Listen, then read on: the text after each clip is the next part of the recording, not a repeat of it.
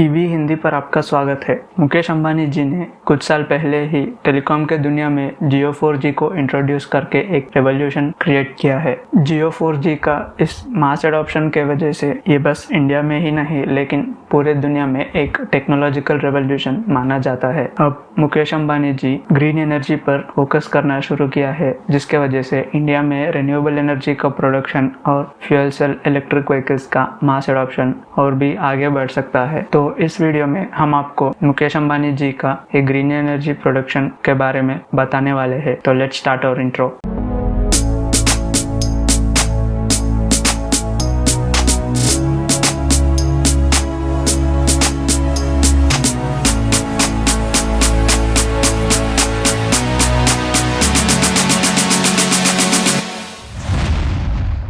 रिलायंस के petrochemicals division बस India में ही नहीं लेकिन पूरे दुनिया के ऑयल कंपनीज में से एक बड़ा कंपनी है। तो अब रिलायंस ग्रुप ने इस पेट्रोकेमिकल्स में एक हिस्सा सेल करके ग्रीन एनर्जी पर इन्वेस्ट करने का तैयारी कर रहा है। आने वाले दिन में रिलायंस इंडस्ट्रीज 75,000 करोड़ तक क्लीन एनर्जी पर इन्वेस्ट करने का तैयारी कर रहा है, जिसमें लगभग 60,000 करोड़ 4 गीगा फैक्ट्री बनाने के लिए इन्वेस्ट किया जाता है और 15,000 करोड़ आने वाले दिन के लिए टेक्नोलॉजी और पार्टनरशिप पर इन्वेस्ट करने का प्लान कर रहा है। ये 4 गीगा फैक्ट्रीज में solar cell modules, hydrogen fuel cells और एक बैटरी ग्रिड बनाने का प्लान है, जिसके वजह से इलेक्ट्रिसिटी को स्टोर कर सकता है। अब ये 4 गीगा फैक्ट्रीज में पहला giga factory solar cell modules बनाते हैं, जिसके वजह से रिलायंस इंडस्ट्रीज लगभग 2030 से पहले 100 गीगावाट का सोलर आउटपुट देने का प्लान कर रहा है। ये सोलर सेल का गीगा फैक्ट्री में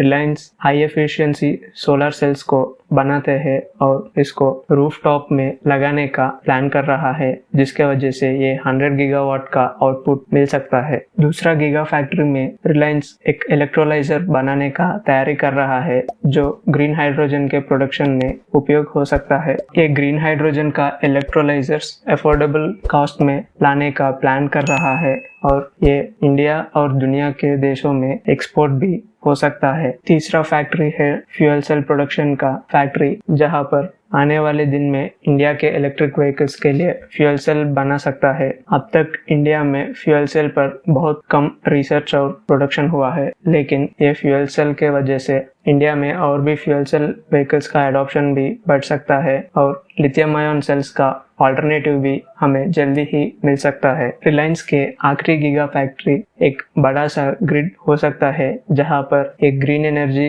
को स्टोर करने का मौका मिलता है। बस इन्वेस्टमेंट्स ही नहीं लेकिन एमिशंस के बारे में बात किया तो रिलायंस इंडस्ट्रीज 2035 से पहले ही एक कार्बन जीरो कंपनी बनाने का प्लान कर रहा है। रिलायंस के ये गीगा फैक्ट्रीज को इंडिया और दुनिया में भी कंपटीशन हो सकता है, लेकिन रिलायंस बस इन्वेस्टमेंट्स ही नहीं कर रहा है लेकिन एक पूरा इकोसिस्टम बनाने का प्लान कर रहा है, जिसके वजह से इलेक्ट्रिक व्हीकल्स का मास एडॉप्शन और ग्रीन एनर्जी प्रोडक्शन इंडिया में और भी बड़ा हो सकता है। हमारे ईवी हिंदी को सपोर्ट करने के लिए धन्यवाद। आगे भी ऐसे जानकारी के लिए हमारे ईवी हिंदी चैनल को लाइक, शेयर और सब्सक्राइब कीजिए। Go green, go electric.